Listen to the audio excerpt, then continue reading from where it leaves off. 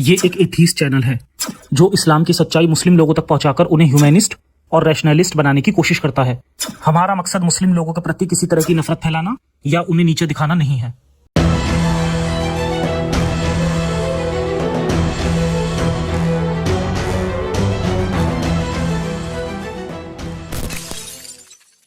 इस्लाम छोड़ने की कहानियां।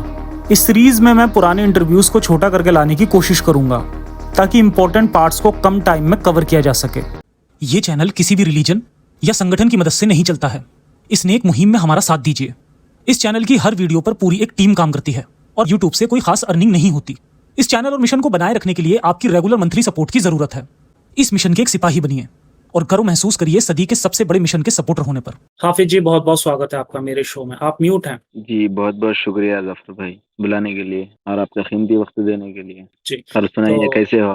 जी मैं एकदम बढ़िया हूँ, आप बताइए। बस मैं भी एकदम सबसे बढ़िया पहले हूँ। तो सबसे जी पहले तो हाफिज जी, मैं बहुत बहुत आपका शुक्रगुजार हूँ कि आप अपनी स्टोरी रखने आगे आए। दरअसल आप जी जैसे लोग हमारी इस मूवमेंट के लिए ना बहुत जरूरी है। आपको देखकर जी ही ना एक एवरेज जो नॉलेज वाले जो हमारे मोमिन भाई हैं वो इस बात को समझेंगे कि यार जब एक आलिम लोग जो इस्लाम को बहुत गहराई से समझते हैं, जब वो ही इस्लाम को छोड़ रहे हैं तो इसका मतलब कुछ तो गलत है इसमें। जी तो जी ये चीज ही उन्हें इस्लाम को जानने के लिए मजबूर करेगी ताकि वो खुद से जी स्टडी तो करें कम से कम। तो ये बहुत जी अच्छी चीज है कि आप आगे आए जी। जी बहुत बहुत तो शुक्रिया जाएगा। हाँ जी, तो अब अपने हम सवालों का सिलसिला शुरू करें, आपकी जी इजाजत हो हो तो। जी जी बिल्कुल। तो सबसे पहले तो आप अपने परिवार के और अपने बारे में थोड़ा सा बताइए कि आपकी किस तरह की फैमिली है और कितना वक्त आपको मुल्हिद हुए हुए बीत गया है। जी जफर भाई मैं हूँ अभी और मेरे से एक छोटे भाई है हम्म, एक बहन है। हम्म, बस घर में वालिद साहब और वालदा दोनों हैं। हम्म, और हिफ्ज मैंने मुकम्मल किया था तकरीबन 2013 में जब अच्छा। मैं नाबालिग था जब मैं तरावी ज्यादातर पढ़ाने वो के लिए। नाबालिग बच्चों को ही स्टार्टिंग में ही जी झोंक दिया जाता है इन सब चीजों। जी हाँ। उसके बाद फिर वो बच्चे बस उनका टैलेंट खराब कर दिया जाता है। एक बच्चे में जी अगर इतना टैलेंट है कि वो इतने बड़ी किताब को याद कर सकता है, तो वो सोचिए अगर हम इसको ठीक से यूज करें तो वो क्या कुछ नहीं कर सकता। जी लेकिन उसका बिल्कुल सही। मिसयूज किया जा रहा है उसकी इतनी मेमोरी का। हाँ, जी तो हाँ अब आगे बताइए आप, सॉरी टू इंटरप्ट। जो कोई बात नहीं। तो मदरसे में मैं तकरीबन जब गया जब मैं 8 साल का था शायद जब मुझे कुछ कुछ मालूम नहीं था मतलब हिफ्ज क्या होता है इंग्लिश मीडियम क्या होता।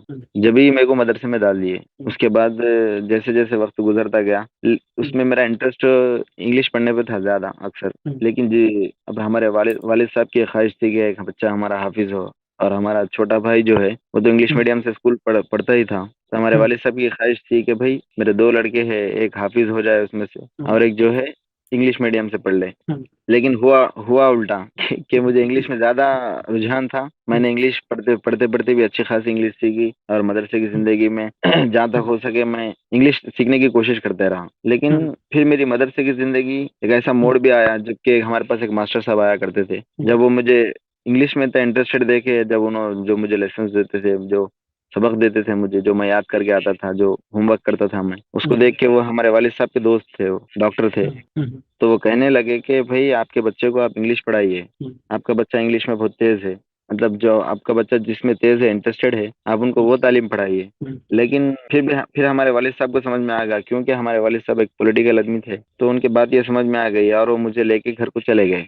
लेकिन फिर उसके बाद कुछ देर के बाद जो हमारे यहाँ के जो मौलवी साहब थे वो आए हमारे वालिद साहब से गुजारिश करे उनके सामने आके दरखास्तें करे कि भाई आपका बच्चा पढ़ने में अच्छा है क्यों आप उनकी जिंदगी तबाह कर रहे हैं आप मदरसे में आप बच्चा हाफिज बनने के करीब है क्यों लेके चले गए आप ऐसा वैसा कर लेके वालिद साहब को कन्विंस कर लिया। फिर उसके बाद फिर से मुझे मदरसे में डाल दिए। फिर मैं तकरीबन मैं 12-13 साल की उम्र में कुछ था मैं जब मैं हाफिज कंप्लीट हो गया मैं तो जैसे ही मैं हाफिज बना और वो पूरी जो कुरान मजीद का जो कोर्स था मैंने एक एक बैठक में सुनाया पूरी कुरान मतलब मैं सुबह में 4:30 बजे जब सुनाना शुरू करा कुरान तो 4 बजे तक मैंने पूरी कुरान बगैर देखे सुना और उसमें पूरे 3 गलतियां गए मेरे को उतनी पक्की कुरान याद थी जब जी। तो अब ये देख के अब वालिद साहब का जो इरादा था और मेरे को आगे पढ़ाने का हो गया कि भाई चलो इनको और आलिम कोर्स भी कराए क्यों क्यों बोलते हो एज भी कम थी मेरी उसके बाद और क्या है पढ़ने में भी मैं ज्यादा जरा क्लेवर था मैं।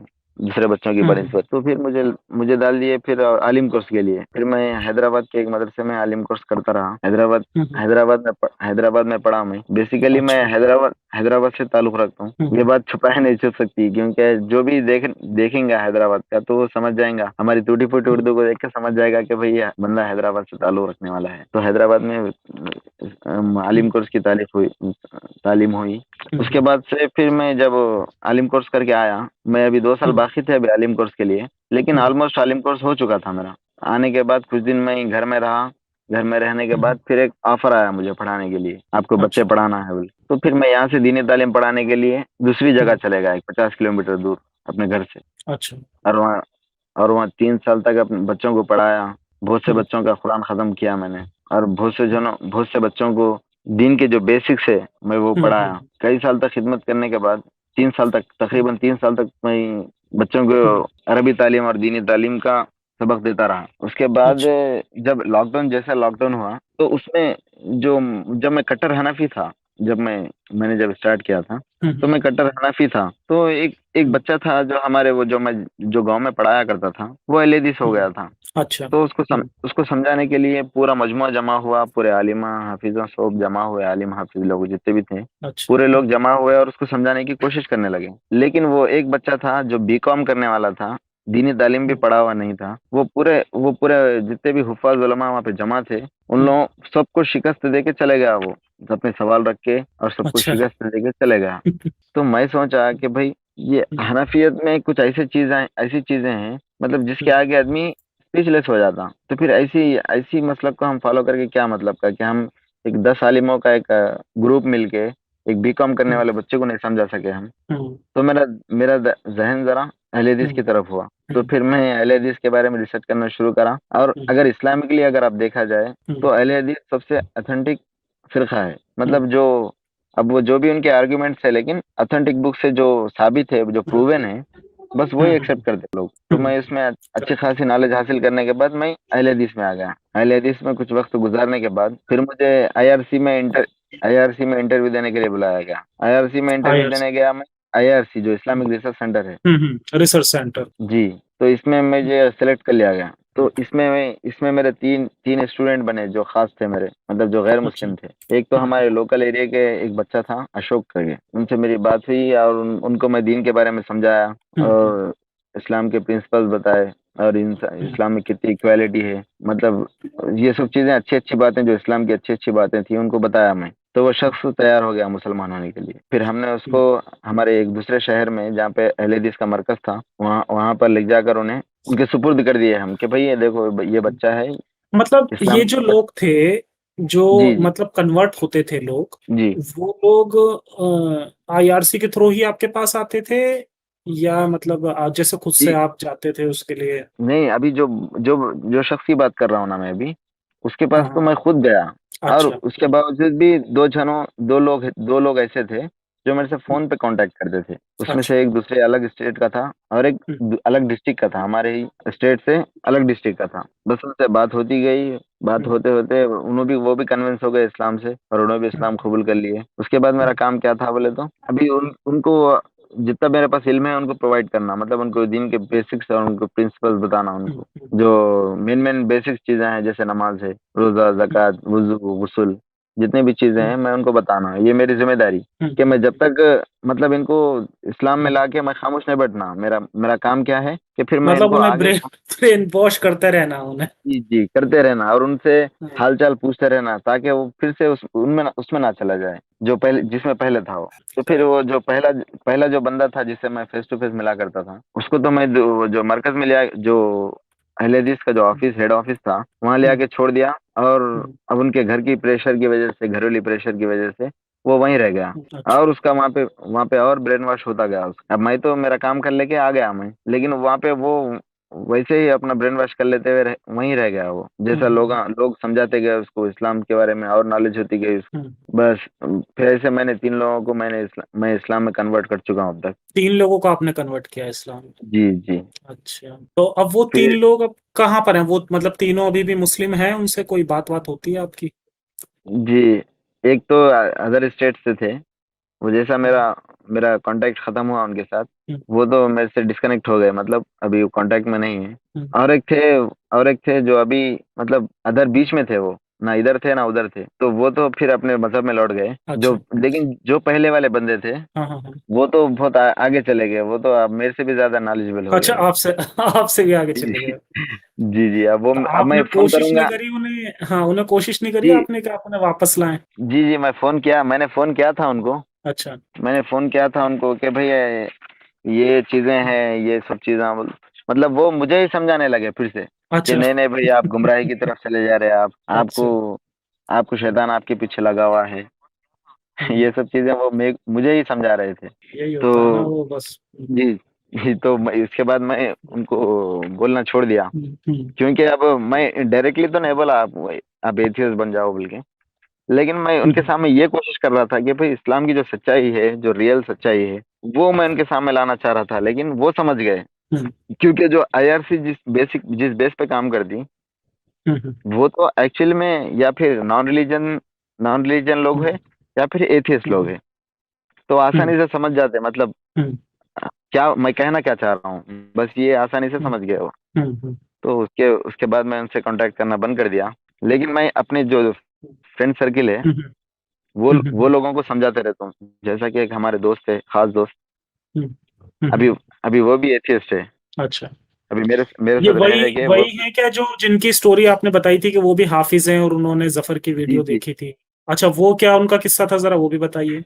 वो एक्चुअली मैं हम्म, जैसा कि मैं बहुत, जी जी, अपोजिट फिट होता था मैं, हम्म, क्योंकि मैं इंग्लिश अच्छे तरीके से समझ लेता हूँ। हम्म, फिर मैं गालिब भाई को सुनता था, हम्म, उनकी इंग्लिश स्ट्रीम में सुन लेता था, उर्दू भी। हम्म, और हम्म, हारिस भाई को सुनता था।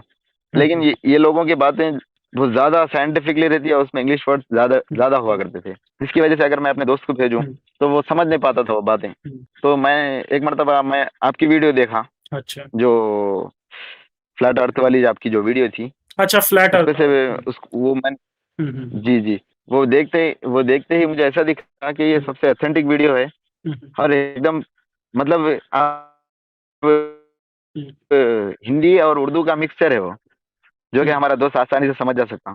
तो इसीलिए मैं क्या करा, अपने दोस्त को फॉरवर्ड कर दिया वो अच्छा। वीडियो, सेंड कर दिया कि भाई ये वीडियो देख हम्म। बोल के। तो उसके बाद वो कंटिन्यू आपकी वीडियो देखना चाह अच्छा, रहा। वो कंटिन्यू कंटिन्यू वो देखते चले गए, मतलब जी रुके नहीं एक जगह? जी जी उस जी वीडियो को देखने के बाद, क्योंकि यूट्यूब सजेस्ट करता है ना, अगर आपने एक वीडियो जी पूरी जी देख जी ली जी तो। हाँ, तो वो जी, फिर देखते चले गए, आप उसमें जो घुसते चले गए। आपके जो जो आपके चैनल के जितने भी टॉप वीडियोस है, वो नीचे डिस्क्रिप्शन में खुलते जाएंगे। हम्म, हम्म, तो वो हम्म, देखते देखते फिर एक मर्तबा हमारा जाना हुआ घूमने के लिए। अच्छा। तो कुछ लोग मंदिर में पूजा कर रहे थे, तो वो देख के मुझे कहने लगा हम्म, कि ये सब मतलब जितने भी लोग इबादत करते हैं, पूजा करते हैं, ये सब बेकार है, ये हम्म, खुदा को मानना ये सब बेकार है। जैसे ही मुझे हम्म, ये बोला, तो मैंने हम्म। कहा कि भाई अब तू सही जा रहा, अब ट्रैक पे आया। खैर, कोई बात नहीं। तो हाँ, बताइए फिर क्या क्या रीजन था कि आपने, मतलब इतना सब कुछ करने के बाद आपने लोगों को कन्वर्ट भी किया, पढ़ाया भी, इतना सब जी कुछ जी करने के बाद ऐसा क्या हुआ, कब आपको इस पे शक हुआ कि फिर आप इससे दूर होते चले गए? उस पे थोड़ी सी रोशनी डालें आप। जी जफर भाई, हम्म, एक इंसानी फितरत है कि जब इंसान एक चीज, जैसा कि मैं पहले हनफी था, हम्म, जब मैं हनफी था, जब मुझे रिसर्च करने का शौक हुआ, हम्म, तो मैं अहले हदीस में आया। हम्म, फिर जब मुझे रिसर्च करने का शौक हुआ, तो मैं अहले हम्म, हदीस को छोड़ के अली मिर्जा की तरफ आया। हम्म, फिर मुझे और मजीद मौका मिला रिसर्च करने का, तो मैं और एडवांस होके थोड़ा गामिदी पे आया, जावेद अहमद हम्म, गामिदी पे। हम्म, और जावेद अहमद गामिदी साहब को सुनता था, तो मुझे ऐसा लगता था कि भाई ये तो एकदम मॉडर्न इस्लाम है, मतलब जो हाँ, ये वो इस्लाम है जो जिहाद करने का तुम्हें हुक्म नहीं दे रहा। हाँ, मतलब मतलब वो वो जो जाकिर नाइक से बेहतर है वो। बेहतर है, बेहतर है। हाँ, क्योंकि गामिदी का जो क्योंकि जो इस्लाम है वो जाकिर नाइक से क्योंकि बेहतर है। क्योंकि वो जो इस्लाम पेश करते हैं, वो हम्म, पीसफुल इस्लाम पेश करते हैं वो लोग। क्योंकि हम्म, क्योंकि जैसे जिहाद वाली आयतें हैं, जिहाद वाले आयतों को हम्म, वही 1400 हम्म, पहले तक मुत्तहिद कर देते हैं वो लोग। हम्म, गामिदी का रिसर्च सेंटर है, वो हम्म, लोगों का एक ही है कि एक मॉडर्न दिन लोगों के सामने आए, जो लोग हम्म, उसको एकदम आसानी के साथ फॉलो करे। फिर हम्म, उस पे आ गया मैं। उस पे हम्म, आने के बाद फिर कुछ अरसा बीत गया। फिर उसमें हम्म, मेरी दिलचस्पी हुई थोड़ा साइंस पढ़ने की थोड़ी, और हम्म, पहले से स्टूडेंट रहा मैं उसका। इसके बावजूद भी मैं जब साइंस पढ़ा, हम्म, साइंस साइंस पढ़ने के बाद जैसा कि मैं कुछ चीज़ें जैसा कि फ्लैट अर्थ के बारे में है या फिर हम्म, सूरज के बारे में कि सूरज चक्कर लगाता ज़मीन पे, हम्म, ये सब चीज़ें, ये सब जो चीज़ है, मैं जब हम्म, इनको अपनी खुली आँखों से देखा और जो हम्म, 16वें पारे की जो आयतें हम्म, हैं कि भई ज़ुल्क़रनैन जाके हम्म, ज़ुल्क़रनैन ऐसे चश्मे के पास गया, जहाँ पे सूरज हम्म, गुरूब हो गया काले पानी के दलदल में। जब ऐसी हाँ, चीज़ें मैं जब देखा, हम्म, तो मेरा दिमाग बोला कि भई ये मतलब ये क्रिएटर का तो कलाम नहीं हो सकता। क्योंकि हम्म, जो क्रिएटर है मतलब एक छोटा-सा एक सॉफ्टवेयर बनाने वाला है, तो उसके हम्म, सॉफ्टवेयर में प्रॉब्लम है तो आप फीडबैक डालें तो आपको प्रॉब्लम का सॉल्यूशन देते हो ना। बिल्कुल, क्योंकि क्योंकि उनको पता है कि भई ये प्रॉब्लम क्या है, मैं कैसा बनाया है इसको, तो हम्म, इसमें क्या प्रॉब्लम आ रही है, वो उनको मालूम रहता है। लेकिन ये एक ऐसा क्रिएटर है जिसको ये नहीं पता हम्म, कि भई सूरज धरती के चक्कर लगा रहा है या धरती सूरज के चक्कर लगा रही। हम्म, तो मैं बोला ये क्रिएटर कैसा हो सकता? फिर इसके हम्म, बाद मैं जब मुझे थोड़ा-सा इस पे हम्म, रिसर्च हम्म, करने का शौक हुआ, एथियज़्म पे, हम्म, तो मैं थोड़ी रिसर्च करते-करते अब मैं ऐसा सोच लिया कि भाई इस्लाम हम्म, में जो चीज़ साइंस से मैच नहीं कर रही, मैं उसको छोड़ देता हूँ हम्म, और जो चीज़ इस्लाम से मैच कर रही है, उसको पकड़ लेता हूँ।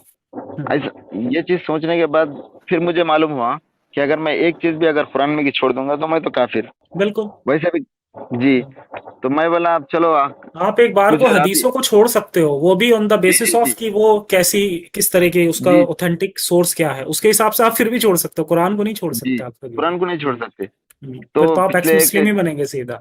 जी, जी, तो पिछले 4 महीने तक मैं एग्नोस्टिक था, hmm, but now officially I am an atheist, but मैं हम्म, रिसर्च करता गया, इस पे रिसर्च करता गया, लेकिन आज मैं ऐसे जैसा कि मैं एवोल्यूशन थ्योरी ऑफ एवोल्यूशन को पढ़ा हम्म, और बहुत सी चीजें जैसे मेटेओराइट्स है, वो जो हम्म, सितारों को फेंक के मारने वाली आयत है वो हम्म, ये सब चीजें स्टूपिड चीजें मैं पढ़ा, तो हम्म, मैं बोला भाई ये क्रिएटर का कलाम तो नहीं हो सकता। बिल्कुल, क्योंकि क्रिएटर अभी 1400 साल नहीं हुए अभी, हम्म, साइंस इतनी तरक्की कर ली कि भाई इसमें इतने मिस्टेक्स निकल हम्म, रहे हैं।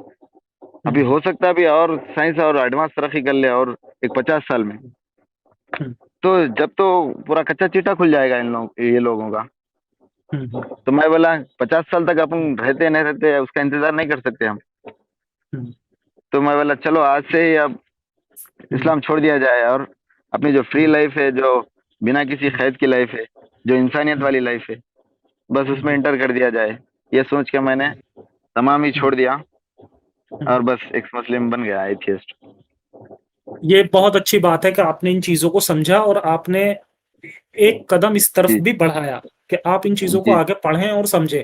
क्योंकि मैंने देखा जी, है कि जितने भी इस्लामिक स्कॉलर्स हैं वो क्या करते हैं जी, कि उनके बस वो जवाब ढूंढने की कोशिश करते हैं जी, कि जी, अगर किसी ने कोई बुराई बता दी वो सोचते हैं चलो यार इसका कोई ढंग का सा बस कोई ऐसा जवाब मिल जाए हमें जो हम लोगों को बता दें जिससे हमारा काम जी, चल जाए कि नहीं यार बस इसका ये मतलब है। ये ज्यादातर मैंने ये देखा है बस जाकिर नाइक डिफेंड करते हैं। डिफेंड करने की कोशिश करते हैं मतलब हाँ, थोड़ा किसी सा भी उसे तरह से बदल कोई देंगे। आप एडवांस एडवांस साइंस को ला लो, आप एक एक साइंस का मसला ला लो, आप आपको हम्म, कुरान में कोई ऐसी आयत निकाल देंगे उससे ताल्लुक रखने वाली, हम्म, जो उसमें मिला के मैनिपुलेट कर देंगे बस, और लोगों बस को बता देंगे मैनिपुलेट कि ये करने भाई वाली चौदह चीज सौ है। जी, जी, और 1400 साल पहले हमारे नबी बताकर चले गए ये लोग, बस ये बता देंगे खत्म। कि जब हम्म, मैं आईआरसी में काम करता था, तो लोग जब हम्म, मुझसे 6 साल की आयशा के बारे में सवाल करते थे, हम्म, तो तब भी मैं स्पीचलेस हो जाता था। तो मैंने ये बहुत मर्तबा बताने की कोशिश की कि भाई जब हो सकता कि हम्म, लड़की की उम्र कम हो और दिखती बड़ी हो, लेकिन फिर भी हम्म, कितनी बड़ी दिखेंगी 6 साल की लड़की? आप बताइए मुझे। हम्म। ज़्यादा और हाँ, उससे भी मतलब नहीं है, आप इंसानियत के तो खिलाफ चले गए ना अगर जी, जी, आपने, चलो वो खिलाफ बड़ी भी दिख रही है, जी, आप जी। एक 6 साल की छोटी बच्ची का जो दिमाग एक होगा जो वो तो बच्चों ही वाला होगा ना, उसके जी, तो जी, हक छीन बिल्कुल। लिए ना आपने। तो मैं इस पे स्पीचलेस हो जाता था मैं बहुत से मेरे पास कॉलर ऐसे आए, हम्म, जो ये सवाल करे मैं स्पीचलेस हो गया और वो सैटिस्फाई हो गए कि भाई हम हक पे हैं। मतलब हम्म। हमारा क्वेश्चन वैलिड था, इनके पास आंसर नहीं था उसका। वीडियो को लाइक करना ना भूलें। अगर आप पूरा ओरिजिनल इंटरव्यू सुनना चाहते हैं तो नीचे पिन कमेंट में दिए गए लिंक पर क्लिक करें और इस वीडियो को लाइक करके मेरे इस बैकअप चैनल को सब्सक्राइब जरूर करें। सलामत रहें। इंसानियत हाफिज।